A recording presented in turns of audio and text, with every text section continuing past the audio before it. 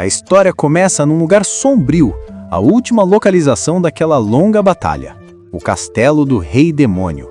Um homem fala que, como aquela é a última vez, o Rei Demônio está se preparando para apanhar num palco grandioso, e que a figura sentada é provavelmente o maldito Rei Demônio. O Rei Demônio fala que para um humano até que ele chegou longe, mas aquele é o fim dele e manda para os demônios matarem o intruso. O cara fala que se esse for o caso, eles devem começar então, e sai correndo. Ele saca 2 armas dentro de um círculo mágico e vai em direção ao exército do Rei Demônio. Ele desaparece e ativa a compensação de mira, criando buracos no primeiro demônio. Em seguida, ativa o fortalecimento de penetração, evaporando a cabeça do segundo. No alto, ele ativa a aceleração de explosão, acabado com vários demônios de uma vez. Mas ele percebe que o Rei Demônio tem muito mais subordinados do que ele pensava. Então, se esse for o caso, ele precisa acabar com isso rápido, e sai matando geral. Um demônio ataca ele. O demônio, achando que matou o cara, fica todo feliz. Porém, o cara aparece em meio à poeira e fala que ele é lento demais. O Rei Demônio percebe que seu exército foi completamente dizimado. O cara pergunta se ele decidiu se levantar. O Rei Demônio ergue a foice e uma energia demoníaca surge. Ele desfere um ataque tão rápido, mas tão rápido, que o cara nem viu ele chegar. E no último segundo, ele consegue se esquivar por pouco. O ataque simplesmente cria uma destruição atrás dele. Ele se vira e fala que se aquele ataque tivesse acertado ele, provavelmente teria morrido. Porém, o Rei Demônio surge na frente dele e o ataca. O cara se defende com as pistolas, mas mesmo assim, ele é empurrado. O Rei Demônio nem dá tempo para ele respirar, porque outro ataque estava vindo.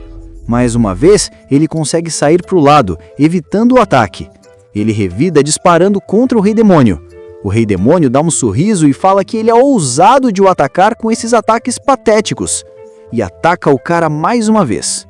O cara fala que a barreira dele está absorvendo todos os ataques. A Pedra Negra é mesmo a única coisa que recebem os danos, pelo que os rumores dizem. Nesse caso, ele tem que fazer o possível para atravessar a barreira.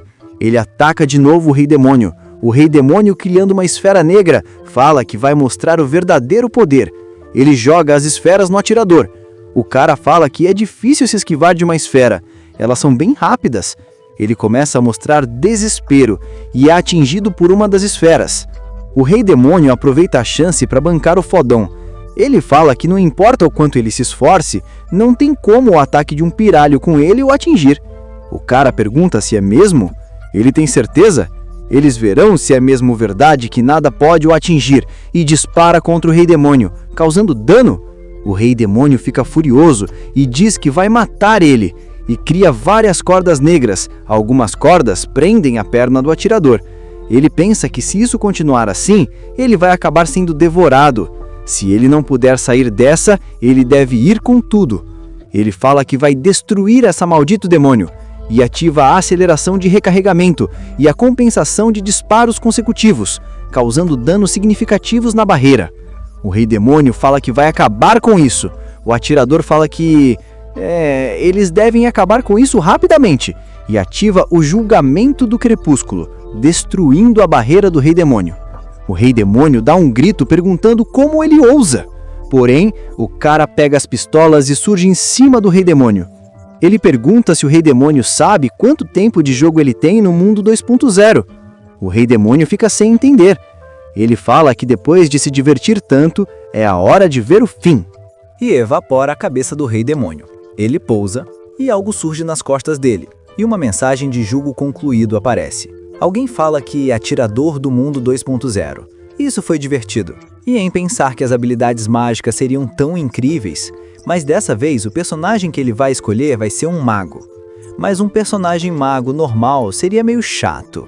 Ele fala que vai fazer um mago especial através do sistema do karma do mundo. O sistema do karma do mundo é um sistema em que você recebe penalidades em troca de benefícios. Mas por causa dos riscos, várias pessoas não usam. Mas com aquela característica de penalidades, ele pode ganhar atributos adicionais. E se ele adicionar todos os atributos relacionados à magia ao máximo, ele pode criar um mago supremo. Isso será interessante. Porém, o personagem será bem doente. Mas isso não deve importar, até porque é só um jogo. Até que ele escuta alguém o acordando. Ele abre os olhos. Ele pensa que a sua última memória é a tela de carregamento do jogo. Quando a tela de carregamento terminou, uma luz negra fluiu para fora. Por conta da pressão, ele perdeu a consciência e foi sugado. Porém, o pensamento dele é interrompido por um cara pegando ele pela gola. O cara manda ele acordar logo e o chama de Lennox. E o dá um soco perguntando por que o maldito não acorda logo. Rapaz, o cara é tão magro, mas tão magro que sai voando. O prota se liga que está dentro do jogo que ele costumava jogar. O cara não para. Ele o chama de filho de uma mãe 100% honesta e pergunta como ele ousa dormir na hora do trabalho. Ele precisa ser espancado para voltar a si. Ele se vira e fala para ele levar as peças para a sala de reunião. O cara do bigode fala que ele é um fudido de merda. Como é que ele consegue dormir até o supervisor chegar? O careca fala para deixar ele vai morrer de qualquer jeito mesmo. E se isso acontecer, até o supervisor vai levar uma bronca. O do bigode fala que isso é verdade. Esse cara pode realmente morrer por ser espancado. E perguntam para um tal de Van se isso não é verdade. O Van apenas fica em silêncio. O supervisor volta e manda os desgraçados trabalhar. O supervisor pergunta para o Van se ele fez o pedido do Vibora. Ele responde que sim, ele irá trazer assim que chegar. E o prota se pergunta se o cara o chamou de Lennox. Na real, Lennox era o personagem que ele criou para se divertir. Ele não pode acreditar que ficou preso naquele corpo patético. Com isso, 3 dias se passaram desde que ele acordou naquele lugar que parece uma fábrica. Ele não sabe muito, mas ele se acostumou com a rotina daquele lugar bem rápido. Ele acordava antes do sol nascer e trabalhava até quase desmaiar por causa da exaustão. Antes de dormir, ele recebia um pote de arroz que parecia mais resto que comida. Mesmo tentando perguntar algo para os outros trabalhadores, eles se recusam a falar algo. Mas parte disso é porque eles ficam ocupados trabalhando. Eles simplesmente o enxergam como um homem morto. Ele fala que eles não estão errados. Com um corpo patético igual o dele, ele vai morrer provavelmente. Em seguida ele ouve alguém o chamando. Ele se vira e vê aquele velhote. Mas do nada ele começa a passar mal e os caras ficam em choque. O velhote se aproxima do Van e fala que parece que o garoto vai morrer logo. Ver ele é bem desagradável, melhor colocar ele no canto. O prota pensa que só consegue manter a sanidade pela força de vontade. Porém, o velhote chuta ele, o mandando levantar logo. Ele fala que eles estão ocupados, então é melhor que vá morrer em outro lugar. O Van pensa que vários sintomas estão matando.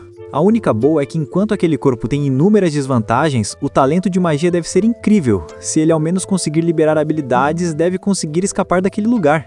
Ele se pergunta se deveria escapar, mas antes disso ele precisa se acostumar com o lugar. É conveniente que nem preste atenção nele. Ele passa pela porta e vê luz. Ele se pergunta se aquela é a saída. Ele se aproxima, abre um pouquinho a porta e escuta 2 pessoas conversando. O do cabelo laranja fala que as pessoas que eles trouxeram dessa vez são tão lerdas. O outro pergunta o que ele espera. Talvez se começar a bater neles, eles trabalhem duro. O do cabelo laranja fala que, enfim, será que eles vão conseguir fazer a entrega para a União depois de amanhã? O outro responde com outra pergunta. O que será que os membros da Aliança farão com os produtos para estarem os apresando tanto? O do cabelo laranja fala que a União pega os produtos para vender para um mago negro. O prota, escutando isso, se pergunta que negócio é esse de mago negro. Ele se pergunta se magia existe naquele mundo. Se ele ao menos conseguisse usar magia. O do cavanhaque tira algo do casaco e pergunta se ele sabe o que é aquilo. O do cabelo laranja fala que é um amplificador de força chamado Víbora. O do cavanhaque fala que é um novo modelo da SIC. Mesmo sabendo dos efeitos colaterais, eles precisam daquilo para manter os bastardos na linha. Além disso, o novo filtro reduz a toxicidade. O Van se pergunta se existe mana nele. Algo começa a se formar e o Van é envolto por os raios, olho brilhante, negócio tudo bonitinho. Ele fala que um raio passou pelo seu corpo, como se algo dentro dele estivesse explodindo. Esse era o 6º sentido que ultrapassa todos os outros, o 3º olho. Ele liberou um sentido que não estava ciente da existência até agora. Ele sempre estava fluindo pelo mundo, só que ele nunca percebeu. O poder fundamental que cria o mundo e o ímpeto que define a existência. Esse poder que é tão familiar e ao mesmo tempo estranho. É certamente a luz, a magia do mundo. Um tempo depois, todo mundo estava dormindo, tirando o prota, é claro. Debaixo dos lençóis, ele fala que com aquela quantidade de mana, ele deve conseguir escapar. Ele se lembra da conversa daqueles 2 caras e fala que nesse dia a segurança ficará enfraquecida e se pergunta se tem uma chance de desviar a atenção e se mover sozinho. É daí que ele teve uma ideia.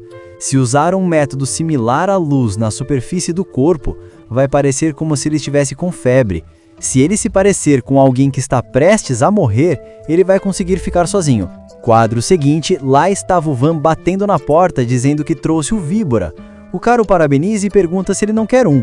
O Van agradece, mas fala que não quer não. Porém, o cara insiste e diz que está dando porque ele trabalha duro. Com isso, o Van pega e agradece. O cara aproveita para pedir algo.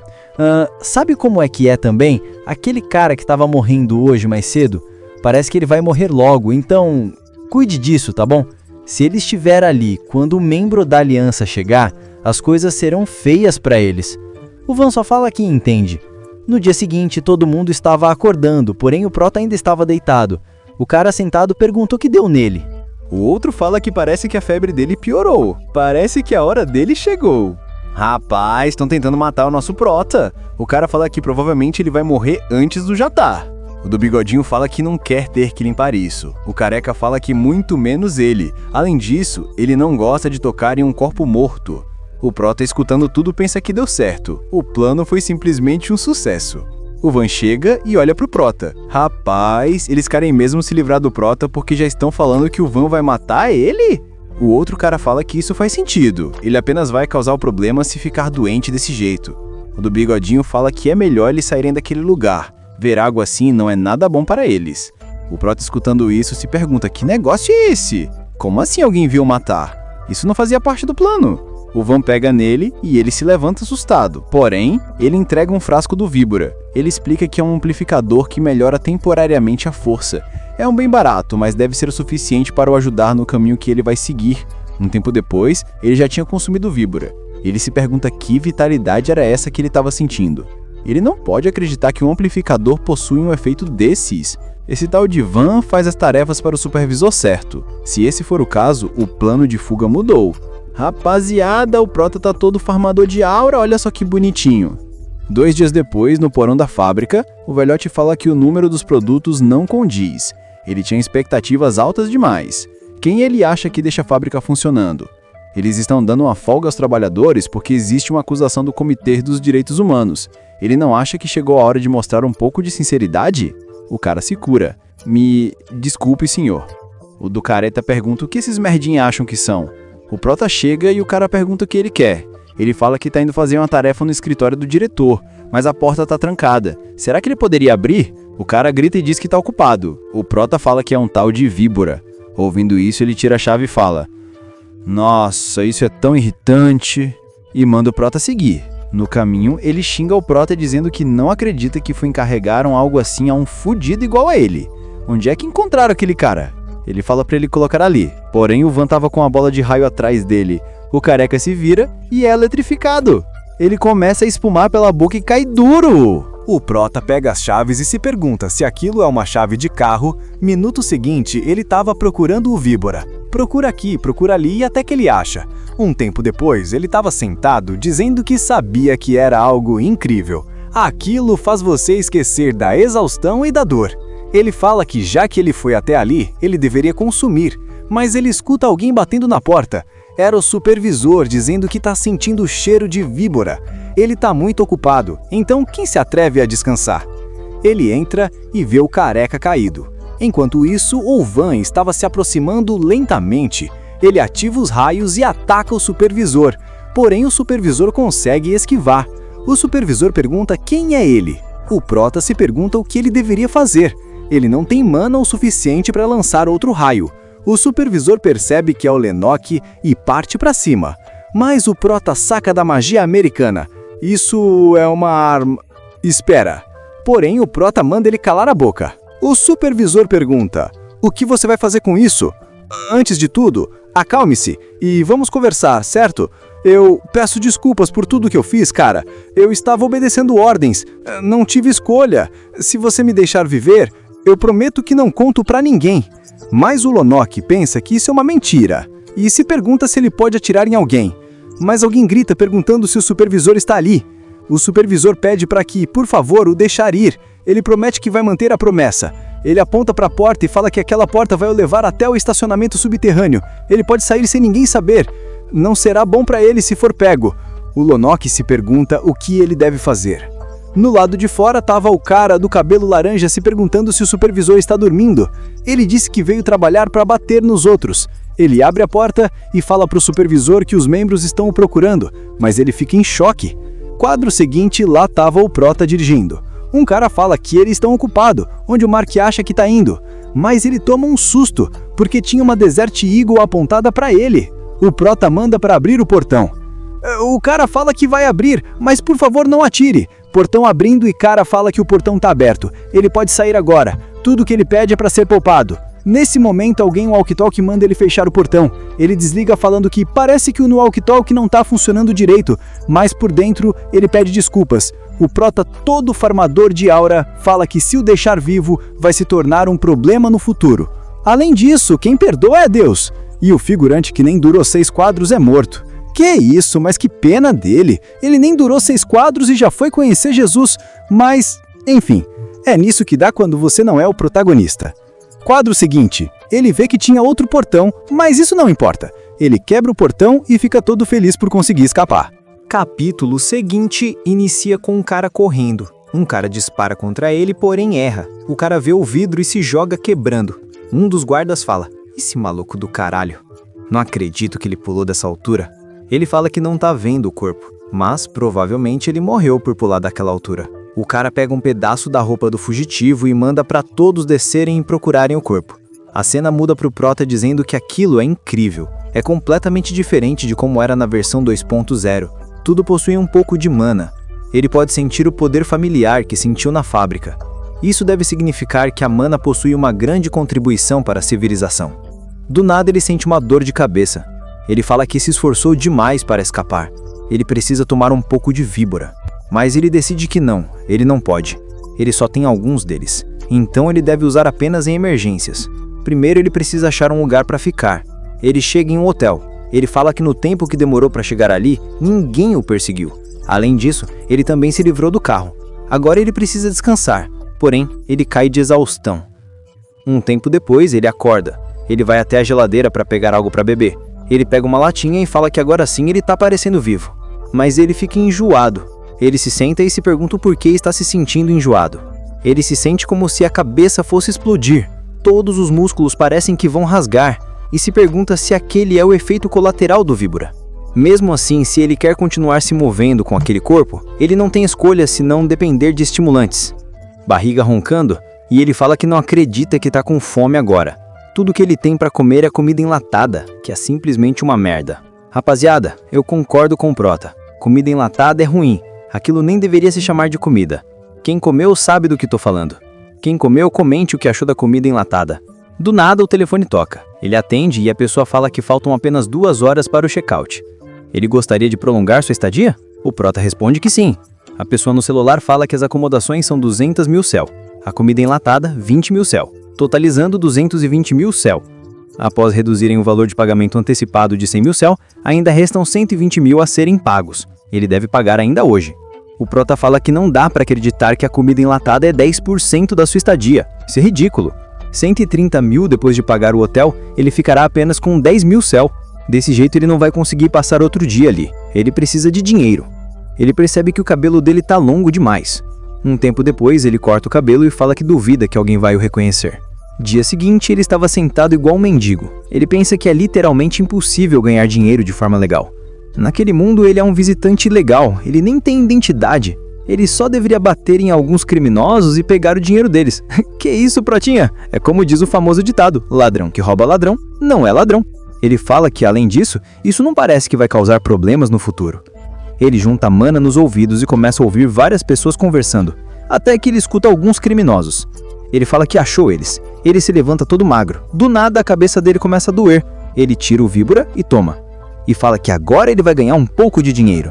Rapaz, eu tô gostando dessa obra. Se você tá gostando, comenta. Quadro seguinte, um cara tava sendo tacado igual bosta. O cara pergunta o que foi que ele disse. O cara se tremendo fala, se a gente terminar esse trabalho, não teremos problemas. O pisando o cara fala que ele tá falando merda. Como assim ele perdeu o dinheiro que eles roubaram? O do cavanhaque fala que eles não têm mais nada a fazer. Pela quantidade que sumiu, eles simplesmente podem vender as partes do cara.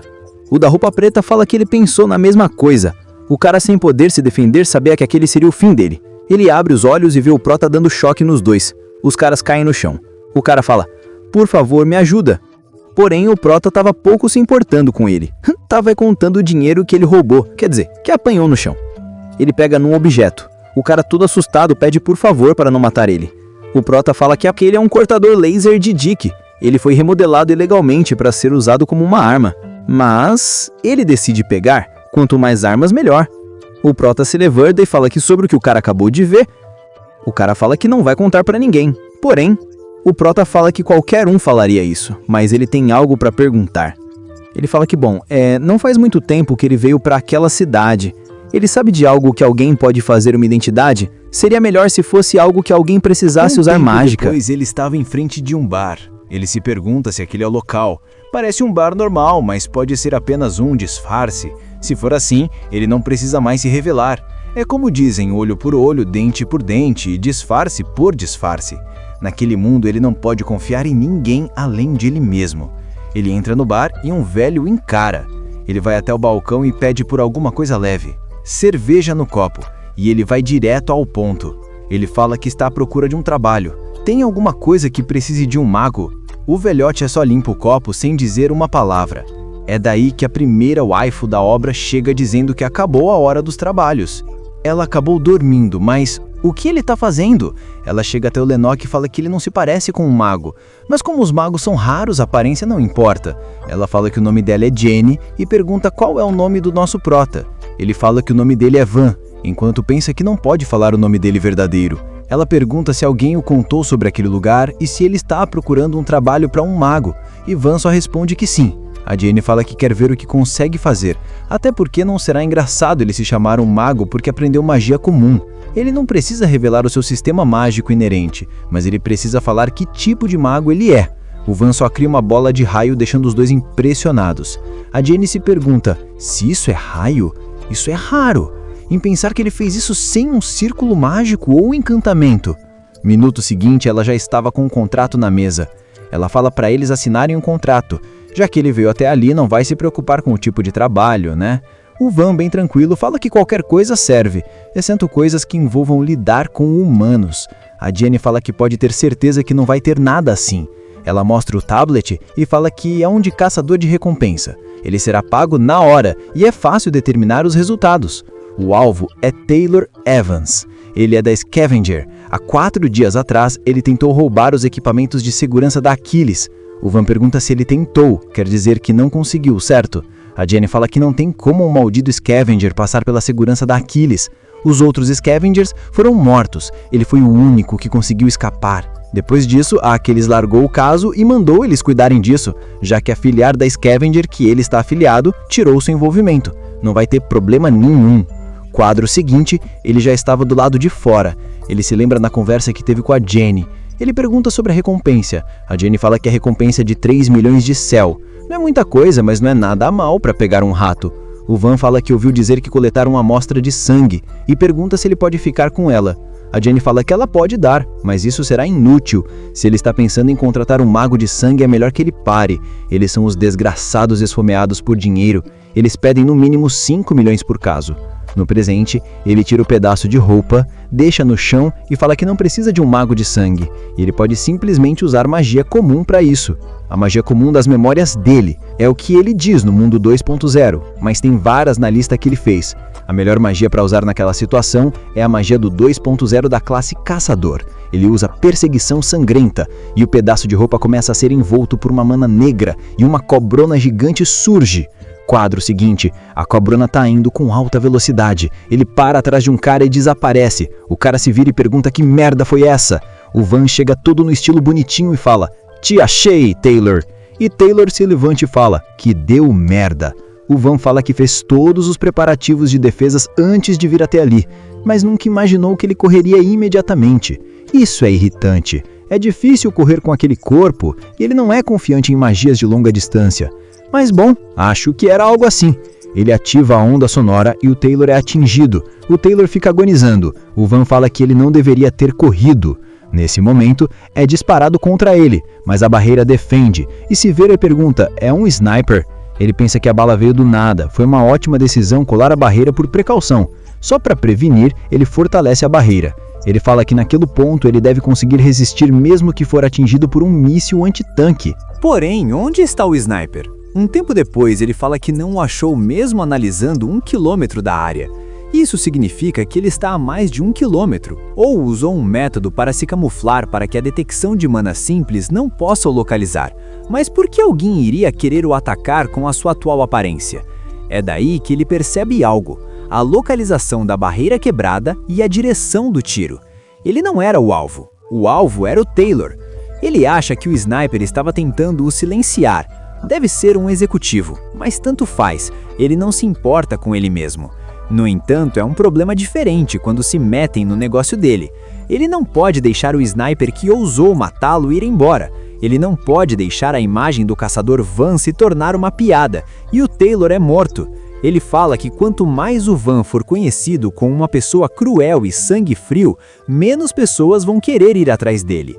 Enquanto isso, o sniper estava mirando no Van, porém o Van já havia localizado ele. O Van fala que no momento em que ele matou o Taylor, a mana do sniper vacilou. O sniper se pergunta se foi achado. Ele fala que o sniper está em um raio de 1 quilômetro de distância. Ele tem magias perfeitas para a distância. Entre as magias comuns que ele se lembra, há uma que possui poder suficiente para ser segurada com uma mão. A magia que representa os raios. Porém, ele desfaz a magia. O sniper se pergunta o que aconteceu. Ele desfez a magia? O que ele está planejado? Ele olha para o céu e se liga que deu merda. Se ele não morre hoje, ele não morre nunca.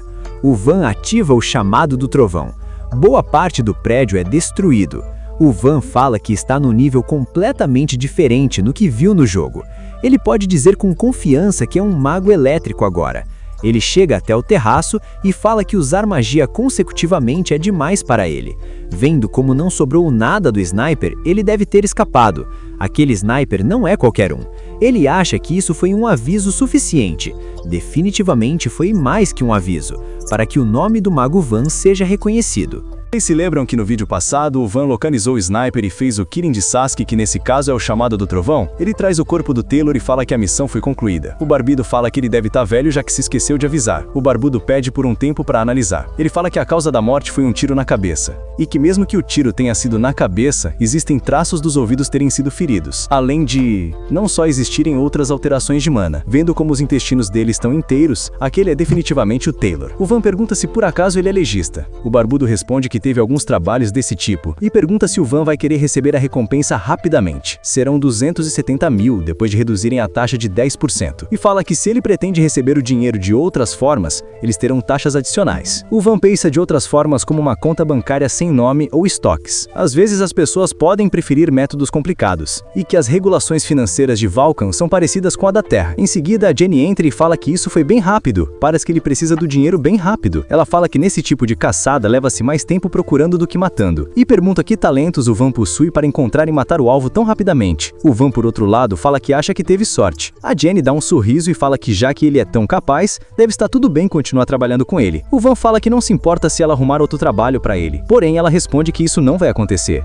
Então ele pode ir. Eles precisam enviar aquilo para Aquiles e descobrir onde estão os executores. O Van pergunta se é muito cedo para confiarem nele.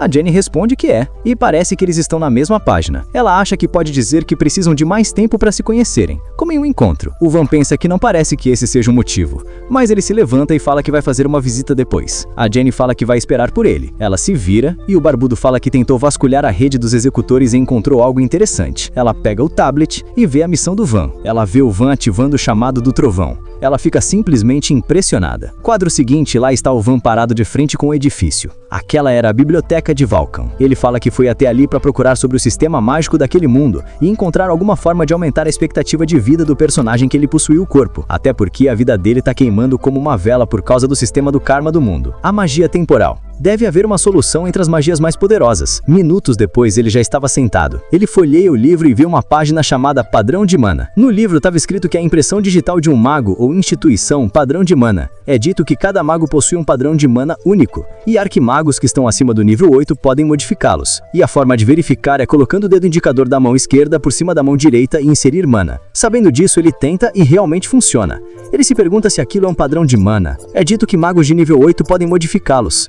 e se pergunta o quão forte é um mago de nível 8. E ele tenta liberar um pouco mais de mana. O padrão vai mudando conforme a mana flui. Ele fala que não sabe o quão forte um mago de nível 8 é, mas ele pode dizer com certeza que tá nesse nível. Um tempo depois, o sol já estava quase se pondo. Ele pensa que aquilo é um pouco diferente que o esperado. O conceito de magia comum que ele conhecia desapareceu completamente. Magia podem ser divididas em duas categorias: magia única e magia comum. Magia única é um tipo único de magia que cada mago pode aprender, e é mais específica e poderosa. Por outro lado, a magia comum não é tão poderosa ou profunda, mas possui mais variações e aplicações dependendo do atributo ou alvo. Pelo menos aquele era o caso no mundo 2.0. Naquele mundo não existem menções sobre magia comum, e se pergunta como ele usou ela. Não importa o quão talentoso ele seja, não tem como usar um conceito que não existe. Quanto mais ele descobre, mais dúvidas ele tem.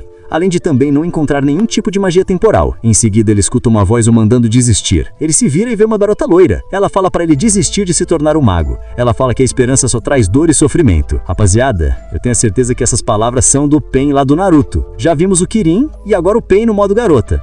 Os personagens desse universo se inspiram no Naruto. Só pode. E o Van fica sem entender. Ela fala que sente pena do garoto. Ele estava lendo livros o dia todo, mas isso não vai o tornar um mago.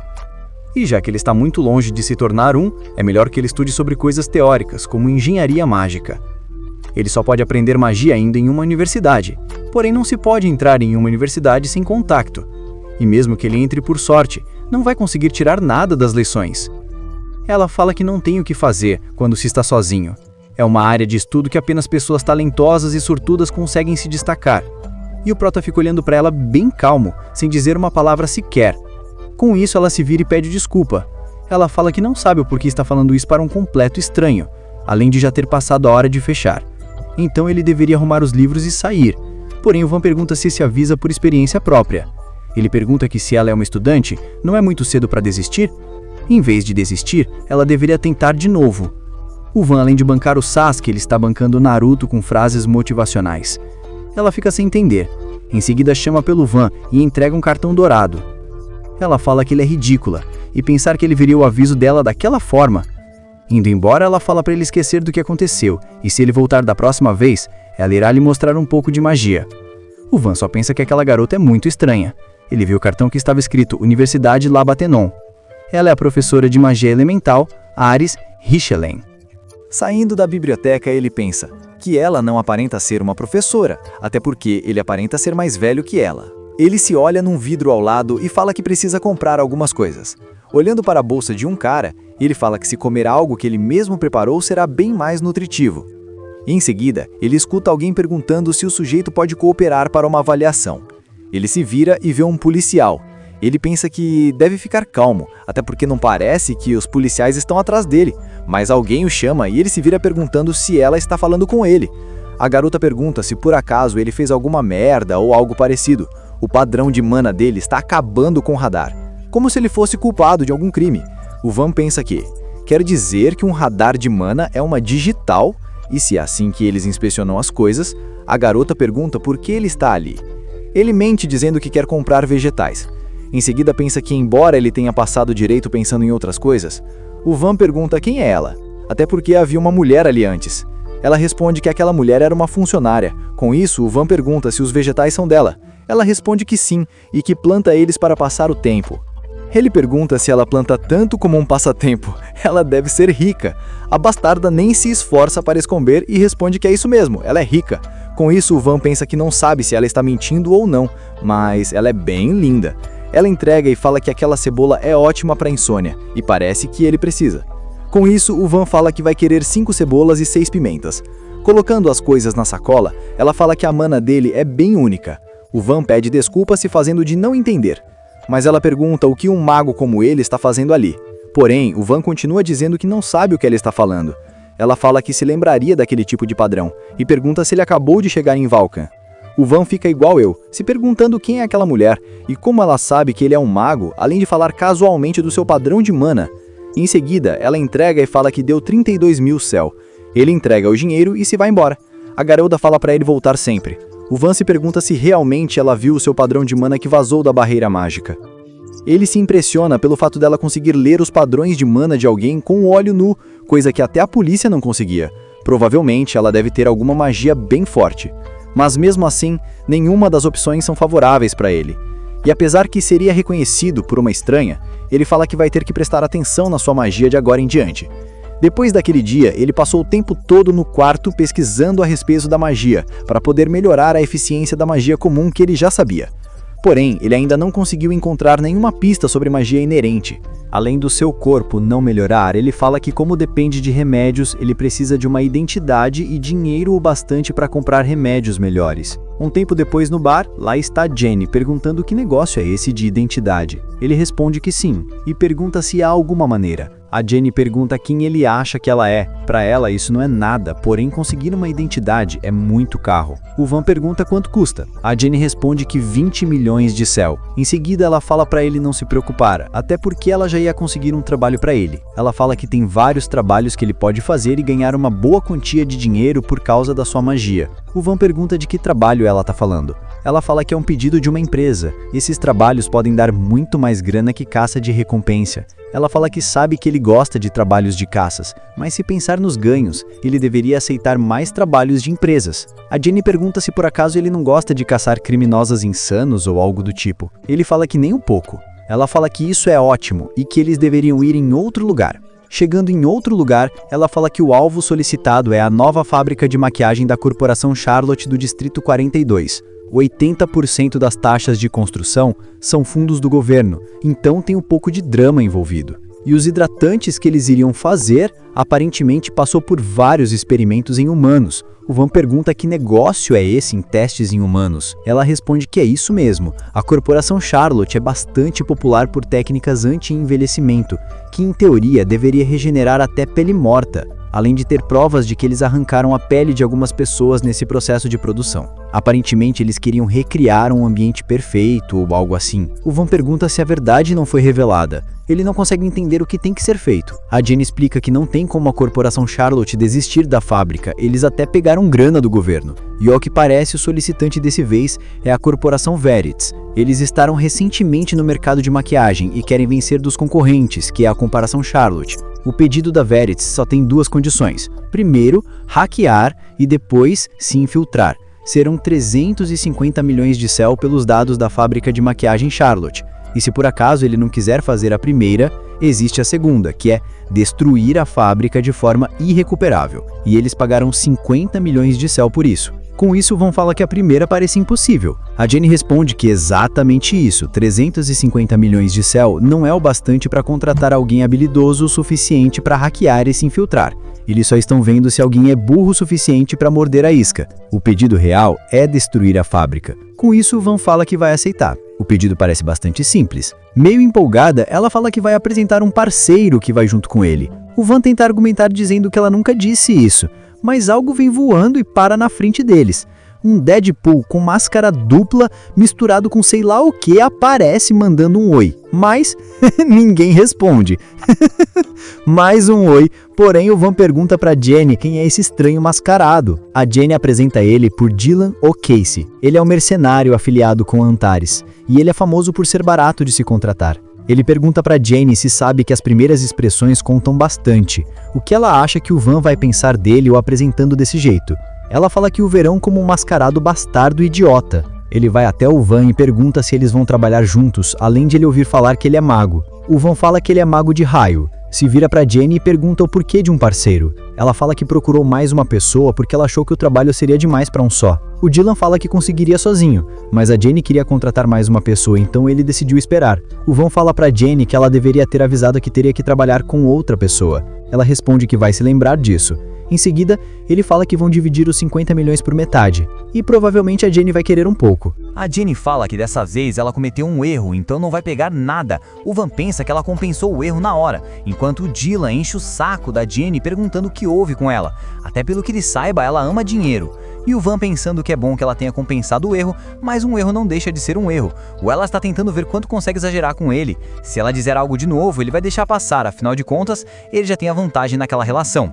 Enquanto isso, o Dylan tinha acabado de levar uma surra da Jenny. Ela fala que está certo, eles vão dar uma olhada no mapa da fábrica. Um tempo depois do Distrito 42, é dito que nos diferentes distritos de número 50, os de número 40 são especializados em alta produção com pouca mão de obra. Mesmo comparando com distritos de alto rank, eles são satisfatórios. Ele fala que a fábrica do Distrito 42, que está em bom estado, parece meio vazio, mas... Ou menos, o Dylan fala que a Jenny parece confiar bastante nele. Ela é o tipo de pessoa que desiste de dinheiro facilmente. Normalmente ela cobra algumas taxas, mas ela acha que manter uma boa relação com ele é a melhor opção. O Van fica se perguntando se por acaso ele ouviu a conversa deles no bar e que aquele cara é o tipo de pessoa que esconde as intenções com a aparência. Cara, esse que estava reclamando, dizendo que a Jenny nunca fez isso por ele. O Dylan se vira e entrega um cartão. O Van pergunta o porquê do cartão. O Dylan responde que ele não precisa trabalhar em apenas um lugar. O Van pergunta se ele está tentando recrutar. Ele manda uma joinha e fala que ter vários não machuca, além de ser muito bom para ele. O escritório dele pode ser bagunçado, mas existem várias pessoas habilidosas em usar o corpo como ele. O Van só fala que entendi.